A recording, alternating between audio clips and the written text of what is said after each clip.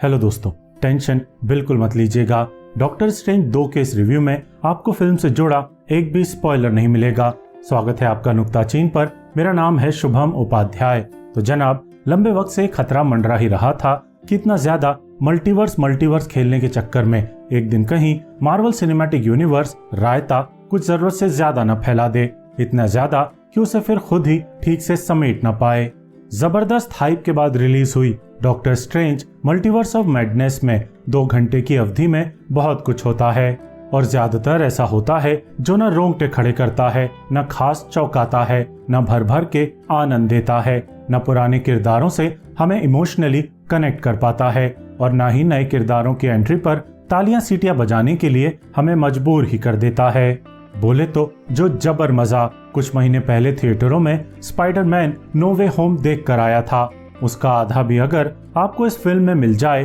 तो आप खुद को खुशकिस्मत मानिएगा। ये फिल्म इतना ज्यादा मल्टीवर्स में खुद को उलझाए रखती है कि हम भी उलझते हैं और बेवजह थकते और पकते हैं। बड़ी आसानी से नए पुराने सुपर हीरोज अलग अलग यूनिवर्स में आते हैं, जाते हैं, और उनका आना जाना रुकना कोई खास रोमांच जगा नहीं पाता, क्योंकि सब कुछ बेहद आसानी से होता हुआ नजर आता है। मल्टीवर्स की जो दिलचस्प जमीन वांडा विजन, लोकी और स्पाइडरमैन नो वे होम में तैयार की गई थी, उसमें जब इस फिल्म में पहली बार मार्वल ने तरीके से सफर किया तो वो सफर पहले आई जबरदस्त मार्वल फिल्मों के स्तर का मनोरंजक और रोंगटे खड़े कर देने वाला कतई साबित नहीं हुआ है।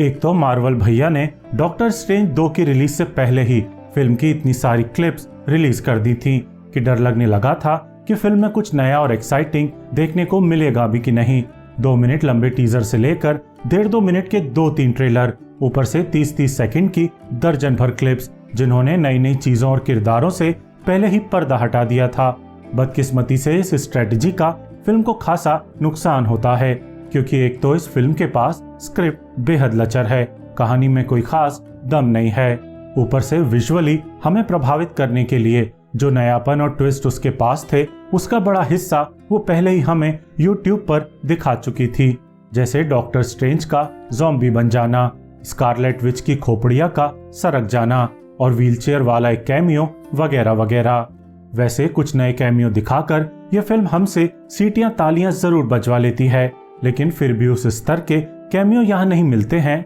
जैसे कि स्पाइडरमैन नो वे होम में हम देखकर जबरदस्त रोमांचित हुए थे। आप ये भी कह सकते हैं कि उस स्पाइडरमैन फिल्म में जिस तरह की फैन सर्विस करके मार्वल ने हम सबका दिल जीता था, यहाँ उसने वो फैन सर्विस कम की, और जो अपनी पसंद के कैमियो हमारी नजर किए वो उतने प्रभावी नहीं रहे, जैसे कि मार्वल की विहंगम इवेंट फिल्मों में हमेशा से रहते आए हैं। इस फिल्म के निर्देशक सैम रैमी पब्लिकली कह चुके हैं कि उनका फर्स्ट कट तकरीबन 2 घंटे 40 मिनट का था, जिसे कि मार्वल स्टूडियो ने कम अवधि का बनाकर 2 घंटे 6 मिनट में तब्दील किया, यानी कि कुछ 35 मिनट की फुटेज फाइनल प्रोडक्ट से निकाली गई और उसे एक तेज रफ्तार इवेंट सिनेमा का रूप दिया गया। और डॉक्टर स्ट्रेंज 2 देखते वक्त आप आसानी से महसूस भी कर सकते हैं कि इस फिल्म में कोई ठहराव ही नहीं है और ये बेवजह बदहवास दौड़े जा रही है। एक के बाद एक कंप्यूटर कारीगरी से लोडेड एक्शन सीक्वेंसेस हमारी नजर किए जा रहे हैं, और ना तो हम किरदारों से ठीक से जुड़ पा रहे हैं और ना ही ये एक्शन सीक्वेंसेस कोई खास रोमांच ही जगा पा रहे हैं, क्योंकि ऐसे ही दृश्य इन्हीं सुपर हीरोज को ऐसे ही परफॉर्म करते हुए हम कई मार्वल फिल्मों में पहले ही देख चुके हैं। इसी भागदौड़ की वजह से वांडा मैक्सिमॉफ के ट्रॉमा को जितना हम वांडा विजन में महसूस कर पाए थे वो यहाँ नहीं कर पाते हैं। मल्टीवर्स के कॉन्सेप्ट में खुद को जितना इन्वेस्ट लोकी में कर पाए थे वो यहाँ नहीं कर पाते हैं, और डॉक्टर स्ट्रेंज के नाम पर फिल्म होने के बावजूद जितना दिलचस्प इस किरदार को इन्फिनिटी वॉर और एंड गेम से लेकर स्पाइडरमैन नो वे होम में बनाया गया था, उतना यहाँ नहीं बनाया जाता है। हालांकि ये बात सही है कि निर्देशक सैम रैमी ने हॉरर जॉनर के एलिमेंट इस फिल्म में शऊर से दिखाए हैं, उससे जुड़े विजुअल्स कमाल के बनाए हैं, और ऐसा पहली बार ही हो रहा है कि मार्वल की कोई फिल्म हॉरर जॉनर को अपने यूनिवर्स का हिस्सा बना रही है। स्पाइडरमैन ट्रिलॉजी के अलावा 62 वर्षीय Sam Raimi horror franchise Evil Dead के लिए भी जाने जाते हैं, जिसकी शुरुआती 3 फिल्में उन्होंने डायरेक्ट की थी और तीनों ही कल्ट क्लासिक का दर्जा रखती हैं। अगर आपने ये फिल्में देखी हैं तो उन फिल्मों के सैम रैमी को आप आसानी से डॉक्टर स्ट्रेंज 2 में देख पाएंगे। कभी ऑक्टोपस के शरीर से बाहर निकली आंख में, तो कभी ज़ॉम्बी रूप वाले डॉक्टर स्ट्रेंज में, और कई जगह अनूठे जंप स्केयर्स में। लेकिन दिक्कत यह है कि इस तरह के नएपन के बावजूद संपूर्णता में ये सुपर हीरो फिल्म उन उम्मीदों पर खरा नहीं उतरती है जो हम दर्शकों ने पिछले 2-3 सालों से पाल रखी थी। ये एक बार थिएटर जाकर देखने वाला सिनेमाई अनुभव जरूर है, लेकिन ऐसा कतई नहीं कि आप इसे लंबे वक्त तक याद रखेंगे। मेरी तरफ से खोदा पहाड़ निकली चुईया नामक कहावत को चरितार्थ करने वाली डॉक्टर स्ट्रेंज 2 को केवल 3 स्टार।